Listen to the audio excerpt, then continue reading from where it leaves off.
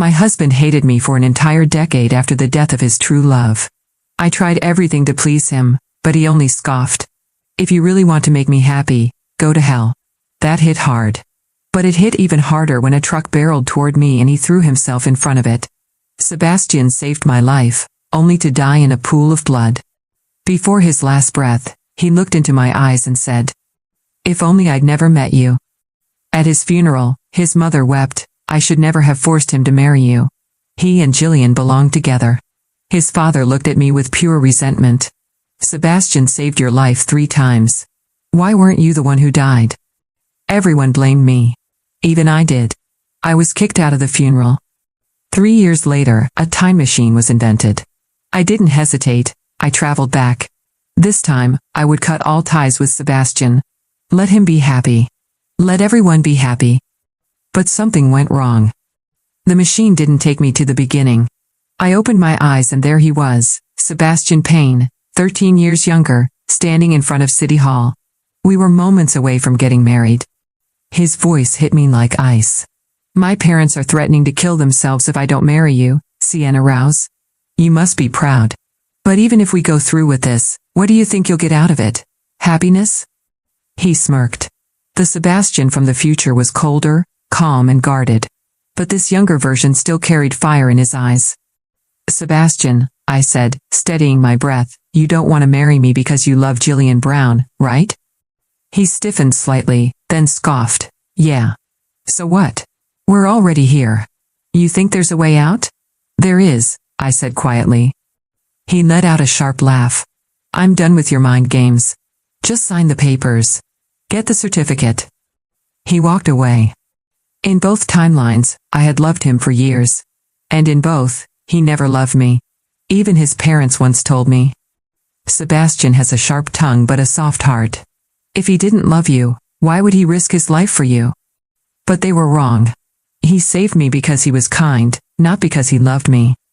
Before I turned the dial on the machine, I had been told, if I could resolve Sebastian's 3 greatest regrets, I could free us both. The first was marrying me. So I signed the papers, using Jillian's name. Sebastian was waiting outside. I handed him the envelope, but when he tried to look, I stopped him. "Tomorrow, there'll be a surprise," I said with a smile. He narrowed his eyes. "You're acting weird. Are you that happy to marry me?" "Honestly," I whispered, "I'm just happy you're alive." A nearby couple walked by, excited. "There's going to be a once-in-a-century meteor shower tonight. They say couples who watch it together stay in love forever." I remembered watching it with him in my past life, hoping he'd fall for me. But all he did was laugh. "A meteor shower? You think that'll fix a fake marriage?" This time, I didn't hope.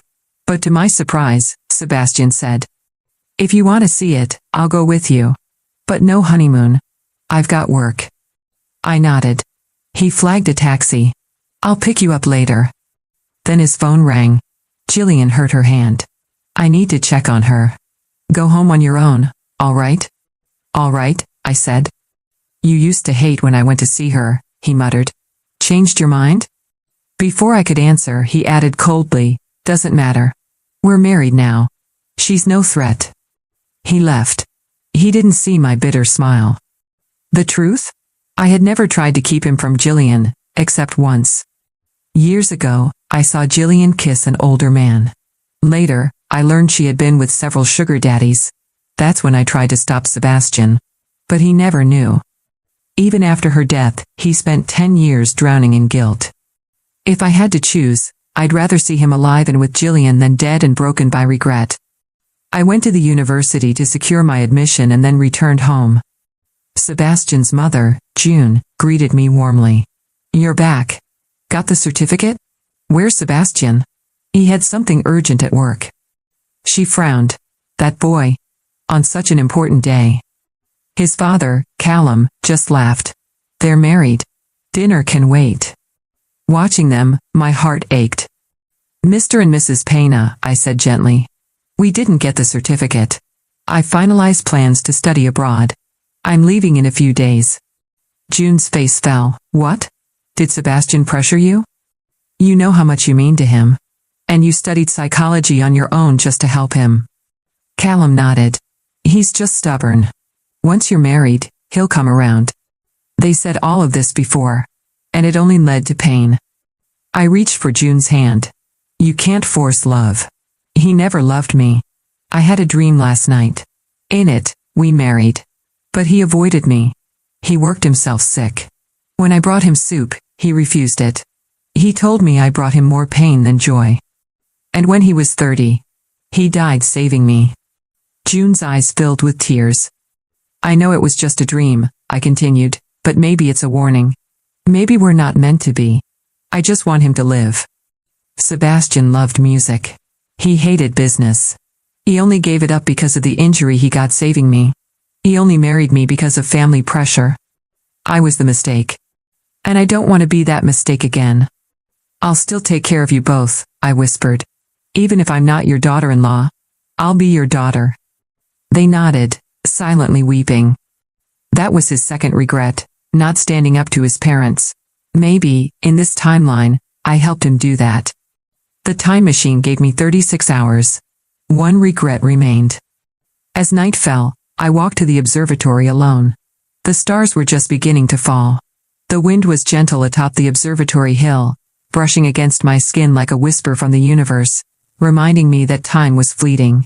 I looked up. The sky was dark velvet, scattered with stars. The meteor shower hadn't started yet, but even without it, the view was breathtaking.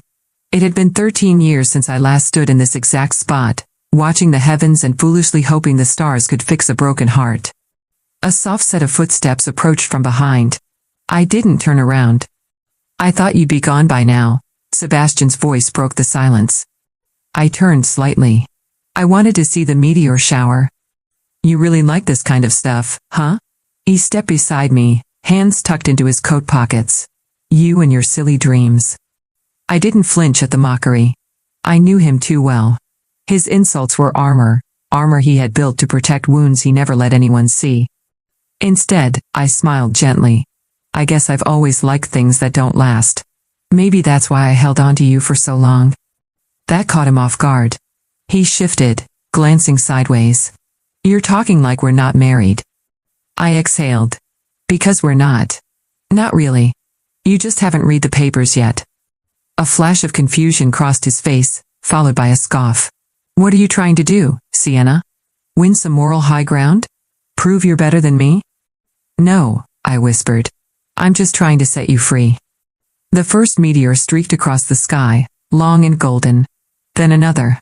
Soon, dozens painted trails of light above us. Sebastian fell silent. Jillian, I said quietly, she's waiting for you. At the clinic. Her hand's worse than you think. He looked at me sharply. How do you know that? I just do. Go to her, Sebastian. And this time, don't let her go. He stared at me like he wanted to argue, but something in my eyes stopped him. His jaw clenched. Then, without another word, he turned and left. As his figure disappeared down the hill, I closed my eyes and made a wish. Let this be enough. I stayed until the last meteor faded. Alone, but at peace. When I returned to the hotel, the time machine's interface was blinking softly. 34 hours had passed. I had 2 left. Sebastian's third and final regret was not saving Jillian. And this time, I had given him that chance. I sat down, clutching the journal page I had ripped from his old notebook before the jump. His regrets were inked with so much pain, the handwriting shaky. If I truly succeeded in resolving them all, then when I returned to my time, Sebastian might still be alive. I pressed my hand over my heart. Please, let him be alive. The time machine glowed faintly in the dark hotel room, its core humming like a distant heartbeat. My hands trembled as I reached for it. Only 2 hours left. If I didn't return before time ran out, I'd be trapped in this past forever, or worse, erased entirely. I sat on the edge of the bed, the silence around me thick with uncertainty. Had I done enough? Would changing the wedding, convincing his parents, and sending him to Jillian really alter fate? My phone buzzed suddenly. Unknown number, you changed something. We need to talk. My heart stopped. That wasn't just any message. Only one person could have sent it, the Watcher. The one who had given me the time machine. Seconds later, the hotel room phone rang. I picked up. Time is a fragile thread, Sienna, the watcher's voice said, calm and cold. You've pulled at it with trembling hands, but now the fabric is fraying.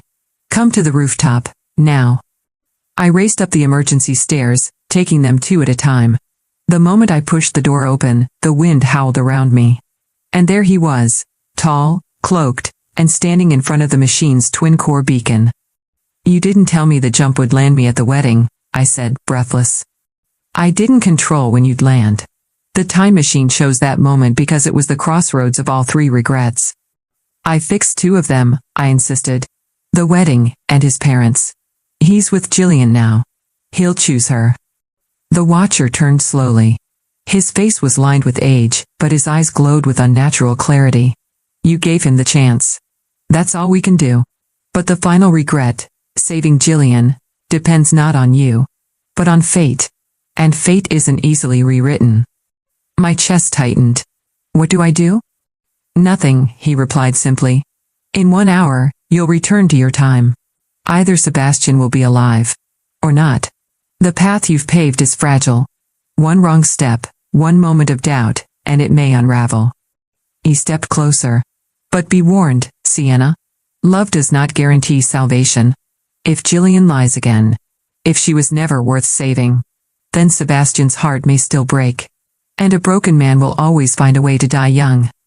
I froze. You think Jillian's still hiding something? I know she is. Lightning flickered in the distance. The watcher reached into his coat and handed me a small device. A recorder. You have one chance to intercept the truth. Use this wisely. Record what you must. And when you return, decide if Sebastian deserves the truth, or peace. He vanished into the shadows before I could ask more. 1 hour left. I opened my phone, shaking. Sebastian had just sent me a message. Sebastian, Sienna. Can we talk? I saw what you did. I need to understand why. I stared at the screen, the weight of 10 years and 3 lives pressing down on my chest. I typed back.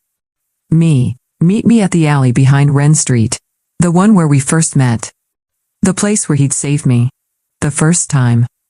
The place where the piano prodigy lost his future for a girl who loved him too much. I didn't know what I'd find there. But I knew who I was going to fight for.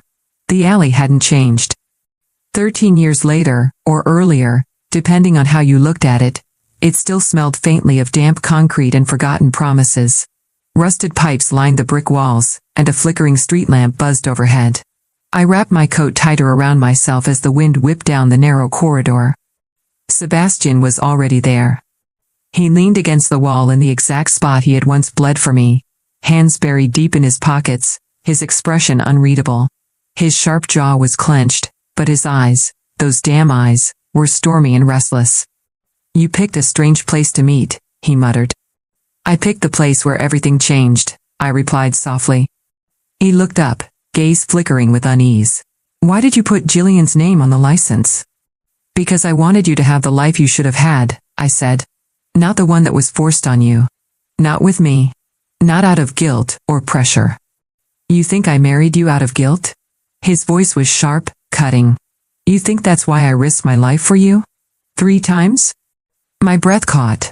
Didn't you? Silence. His gaze dropped. You don't understand. I understand enough, I said. I read your journal, Sebastian. Your regrets. Regret number 1, marrying me. Regret number 2, not standing up to your parents. Regret number 3. He looked up sharply. Not saving Jillian. For a moment, he looked like I'd slapped him. How do you know all that? Because I had to know. Because I'm not the same Sienna. I came back to change your ending. Sebastian stepped forward, his face darkening. Is that what this is to you? Some twisted redemption story? You think if you play hero and bow out gracefully, I'll be grateful? No. My voice cracked. I think, if I can stop you from dying, it'll finally be worth the pain. He looked at me then, really looked at me. Dying? My hand reached for the recorder in my pocket, but I didn't press play yet. You're supposed to die, Sebastian, I said. At 30. Trying to save me, again. Because you never stopped trying to protect me. Even when you hated me.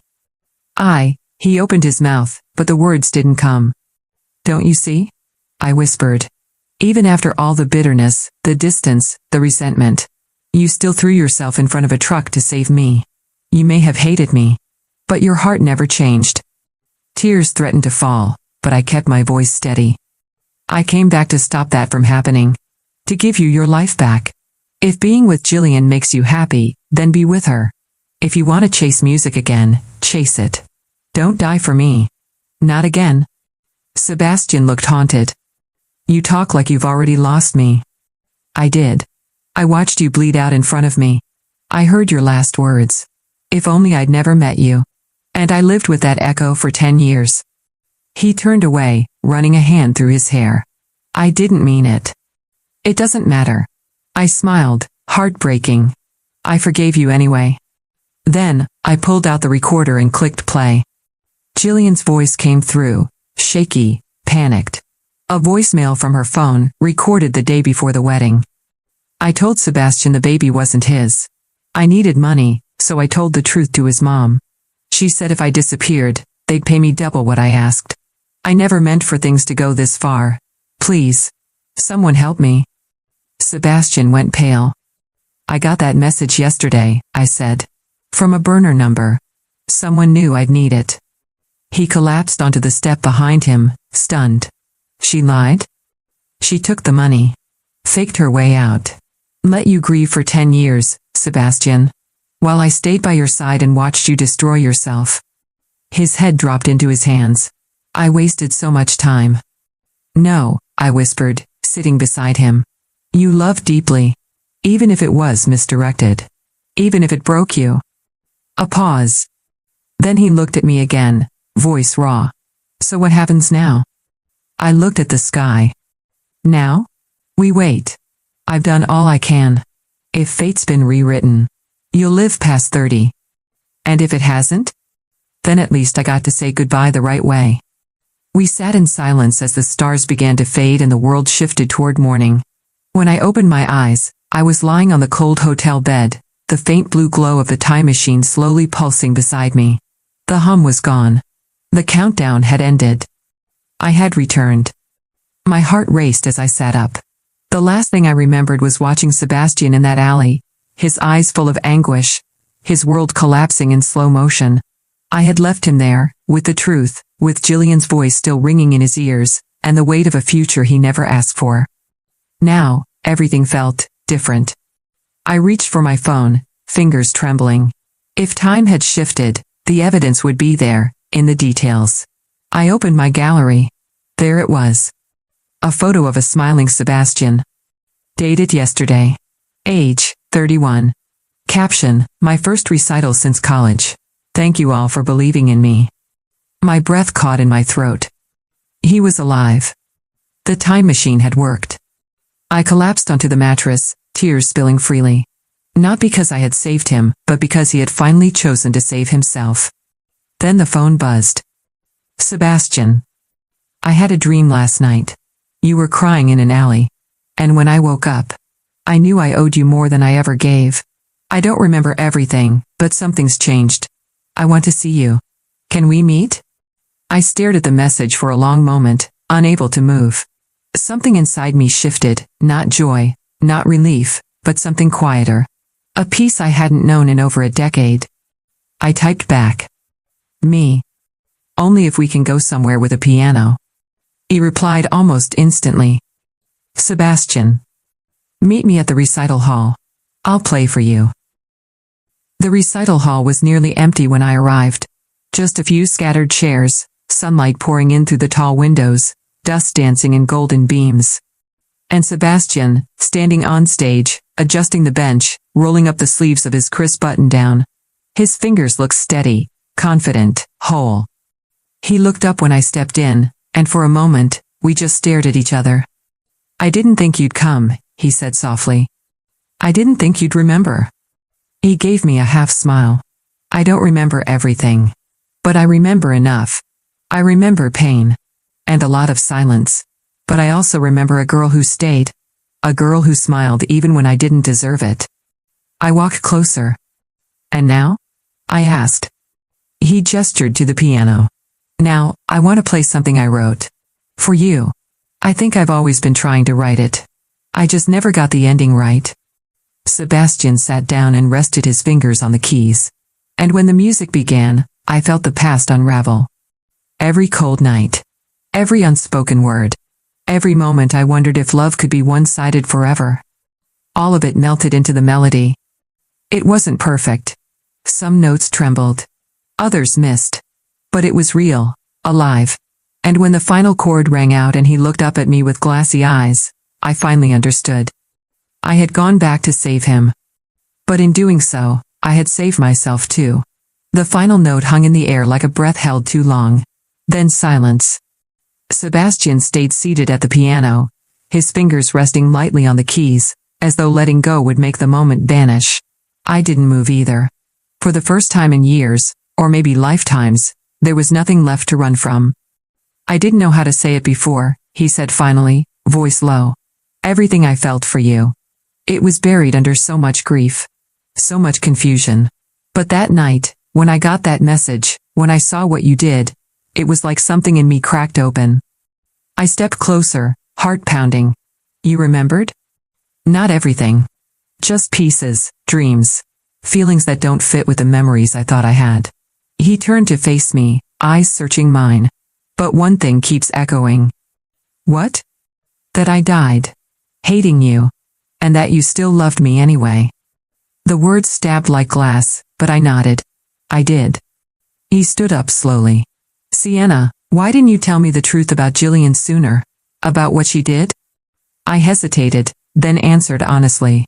Because you needed to find the truth for yourself. If I had forced it on you, you never would have believed me. You would have hated me more. He looked down at the stage floor, guilt tightening his features. I was so blind. I thought I was fighting for something pure. But it was a lie. It wasn't your fault, I said softly. You loved someone and she broke you. But Sebastian, you still saved me. 3 times. Even when I didn't deserve it. He looked back up, eyes glistening. You always deserve to be saved. I just didn't know how to show you that. A long silence followed. Then, with hesitant steps, he walked toward me. I don't want to waste this second chance, he whispered. I don't know what changed, or how we got here, but I want to try again. With everything honest between us this time. I held my breath. I don't need a perfect version of the past. I just need to know if you're willing to walk forward with me now. My voice cracked when I answered, Sebastian. I never stopped walking. I just didn't know if you'd ever turn around. He exhaled a laugh, shaky, almost disbelieving. Then, without another word, he pulled me into a hug so fierce it stole the air from my lungs. His arms weren't cold or reluctant anymore. They were steady, warm, real. And for the first time since the day I saw him die, I let myself believe it was over. That the pain, the loss, the ache of wondering what if, had finally been rewritten. As we stood there in the quiet of the recital hall, his voice broke the silence one more time. I don't know what our story is anymore. But I want to write a new one. I looked up at him, heart full. So do I. And somewhere, in the echo of fading piano notes, our second chance truly began. Sebastian and I walked out of the recital hall into a world that felt unfamiliar, like slipping into a story I'd never read before. The sky was pale with morning light, the streets still quiet. Everything around us looked the same, but everything inside us had changed. I called my mother this morning, Sebastian said, as we walked slowly down the sidewalk. Told her about the truth. About Jillian. About everything. I glanced at him carefully. How did she take it? He exhaled a long breath, badly. But also, with guilt. She said she'd always suspected something, but she wanted so badly to believe Jillian was the right choice for me, that she ignored her instincts. I nodded. She wasn't the only one. He stopped walking. Sienna, I need to ask you something. When I said I wished I'd never met you. Was that true? My stomach twisted.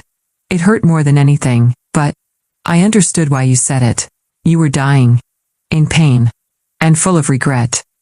I regret saying it, he said quietly. Because the truth is, Even with all the damage, the silence, the years wasted, I've never met someone who held on like you did.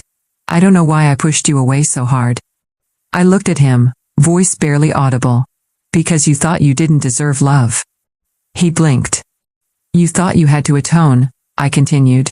For Jillian. For your injury. For being forced into a life you didn't want. But the truth is, Sebastian, you were worthy of love the whole time. His eyes filled with something unspoken. Something raw. Then, he took my hand. So what now? Do we try again? Start over. I paused, squeezing his fingers gently. We don't need to start over. We need to start forward. He smiled faintly, the kind of smile that didn't reach his lips before, but now began to. That afternoon, we sat at a small cafe, something ordinary we hadn't done in what felt like forever. Sebastian scrolled through his phone and then looked up, brow furrowed. You applied to study abroad. But didn't go. Not in this timeline, I answered, sipping my tea. He tilted his head. You always wanted to go. Why didn't you? I looked at him, then down at the table. Because back then, I was too afraid to live without you. Even when you didn't love me, I couldn't let go. He leaned forward. And now? I still love you, I whispered. But this time, I love myself too. So if I go, it won't be because I'm running away, it'll be because I'm chasing something that matters to me. He smiled. Then I'll write to you every day. You'd better. I don't forgive easily anymore. He laughed, a sound I hadn't heard from him in years. Not forced. Not polite. But real. For a long moment, we just looked at each other. It wasn't perfect. It was better. Because this time, it was chosen. No guilt. No obligation. No time machines. Just us, two people who had hurt, healed, and somehow found our way back. And as the sun dipped behind the buildings, lighting the sky in soft orange and gold, I knew. This wasn't a borrowed life anymore. This was our beginning. The next few weeks passed like pages in a journal I never thought I'd get to write. Each day was simple, ordinary, even mundane, but it was exactly the kind of peace I'd once thought impossible. No whispered resentments. No walking on glass. Just two people, relearning how to exist side by side. Sebastian and I didn't rush anything. There were still shadows between us, but they no longer haunted. They only reminded us of what we'd survived. One rainy evening, as we stood beneath the awning of a bookstore, watching the storm blur the world into watercolor streaks, Sebastian turned to me. Do you ever think about what would have happened if the accident still occurred? I froze. He continued, if the truck had hit you. Or me. If none of this had changed? All the time, I admitted. There are nights I wake up expecting to hear your last words. Expecting to lose you all over again. He looked away, his jaw tense. And if I hadn't remembered, if none of those memories had come back? I smiled sadly. I didn't come back to make you remember, Sebastian. I came back to let you live. He took my hand, slowly intertwining our fingers. Then let's not waste the time we've been given. A few days later, I returned to the alley. Not for closure, but to thank it. That forgotten stretch of broken pavement had marked our beginning, our unraveling, and, strangely, our renewal. I stood quietly in the fading afternoon light, watching raindrops slide down the walls like teardrops time had finally let go of. That's when I heard footsteps behind me. I knew I'd find you here, Sebastian said. I turned to him. You remembered this place. I don't think I ever forgot. He paused. This is where I made the mistake of thinking you were just someone I saved, instead of someone who saved me. My throat tightened. You saved me more than once. And now, he said, I want to give you something. He reached into his coat and pulled out a folded piece of paper. It was old, slightly crinkled, the edges worn by time. My journal, he explained. The real one. From before everything fell apart. I unfolded it slowly. The ink was faded, but still legible. 3 lines stared back at me. I regret marrying Sienna when I couldn't love her properly. I regret not standing up to my parents. I regret not saving Jillian. And beneath it, written in fresher ink. But now, I regret all the time I wasted not seeing Sienna for who she really was. And I don't want to live another moment without her. Tears burned at the corners of my eyes. You rewrote your regrets. He nodded. Because you helped me rewrite my life. We stood there, under the gray sky, holding the past in our hands, but no longer living in it. I love you, I said, for the first time in this new timeline. Sebastian didn't hesitate. I've always loved you. I just didn't know how to deserve it. And in that moment, I realized something profound. We hadn't changed fate. We had simply earned our way out of it. The day I left for my graduate program overseas, the airport buzzed with the chaos of goodbyes and new beginnings. Sebastian stood beside me at the gate, his hands buried in his jacket pockets, but his eyes never left mine. Are you sure you want to do this? He asked, though there was no anger in his voice, only a quiet kind of ache. I've never been more sure of anything, I said. This isn't goodbye. It's just the life I was always meant to live. Not the version of me that clung to you in silence. The version that found her own voice. He nodded, lips pressed together. And when you come back? I smiled. If our paths still align, then maybe it won't be about saving each other anymore. Maybe it'll just be about being. He reached into his bag and pulled out a small box. I wasn't going to give this to you yet, but I figured you should choose when. Inside was a necklace, silver, with a tiny pendant shaped like a comet. The kind that streaks across the sky once in a lifetime. For the girl who waited for a meteor shower to change her life, he said. I closed my hand around it, overwhelmed. Thank you. For everything. No, he said, his voice steady. Thank you. For going back. For changing the ending. I leaned in, pressing a soft kiss to his cheek. I didn't change it alone. As they called final boarding, I stepped onto the plane, carrying nothing with me except a suitcase, a comet, and the full weight of a story rewritten not with miracles, but with choice.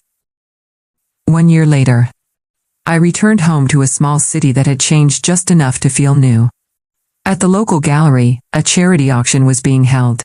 The centerpiece, a piano piece composed and performed by Sebastian Payne. Proceeds went toward music therapy for trauma survivors.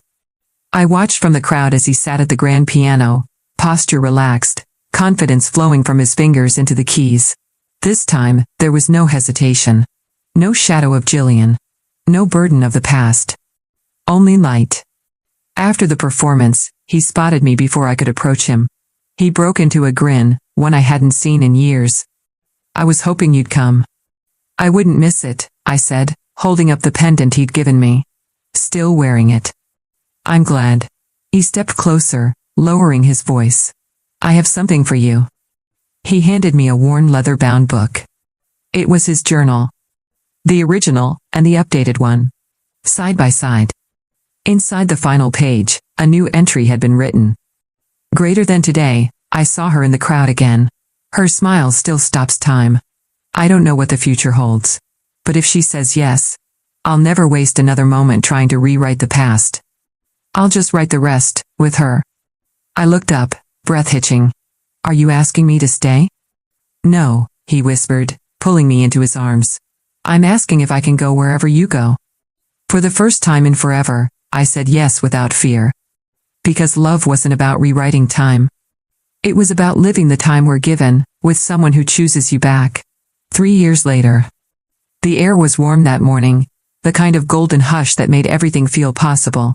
Our home sat on the edge of the city, wrapped in ivy and morning light, the piano room's windows flung open to let in the breeze. Inside, I sat curled on the window seat, coffee in hand, listening to the quiet hum of keys being tested in the next room. Sebastian never played the same song twice. He said music was like love, it had to be lived, not repeated. I glanced down at my laptop, rereading the last paragraph of the manuscript I'd spent the last 6 months writing. It was a memoir. Not just mine, ours. Not the tragic version that had nearly come true. The real one. The one where a woman used a second chance not to rewrite the man she loved, but to release him from the past. And in return, he'd found his way back to her. A knock came on the frame. Sebastian leaned in, hair a little messy, a pencil stuck behind his ear like always. Finished? He asked. I closed the laptop slowly. Yeah. Final chapter's done. He walked over and sat beside me, looking down at the screen. Does it end the way you want it? I nodded. It ends the way it needed to. He rested his forehead against mine. Then maybe it's time to let the rest of the world read it. I smiled. Maybe. But I don't think it's the ending anymore. It's just where we stop writing and start living. A small giggle echoed from down the hall. Our daughter, Ava, poked her head around the corner. Her curls bounced with every step as she ran to us, carrying a drawing of stars and a piano and crayon. Look. It's the song Daddy played when he met Mommy. She beamed. Sebastian laughed. Close enough. I pulled her into my lap, heart full. It's perfect, sweetheart. As the three of us sat there, tangled in sunlight and music and second chances, I thought of the girl I used to be, the one who begged to be loved, who begged for fate to change. And I thought of the woman I became. Not because fate changed for me, but because I changed it. We never told anyone about the time machine. We never had to, because the proof wasn't in the science. It was in the life we chose to build, day by day. Not perfect, but ours. And in the end, that was the greatest rewrite of all.